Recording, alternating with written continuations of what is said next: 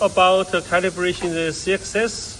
If you watch previous video, is we put 0, then we let it go home, then we rotate, make sure it's facing that way. But we have a big problem, it's difficult to see, so we find that today we can actually clamping this with a vernier.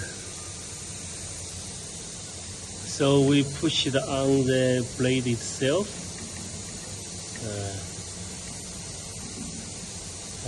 Like that. And then you know it's difficult to do it by one hand. So you can see we do like that. Then it's more easier to see. We just need to make a handle this way. So you see we're currently on the move 0.5. You see it's actually moved. See? I think too much. See? I think it's more visually able to see this way. How do you think? Too much. I think so. Yeah, now it's good. Maybe you could Get to 0.10%. Move one more. Yeah, I think this way is more easier.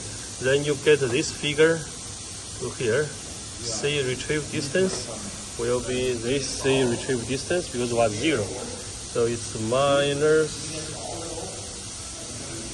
64.5119. Okay, so that's retrieve distance.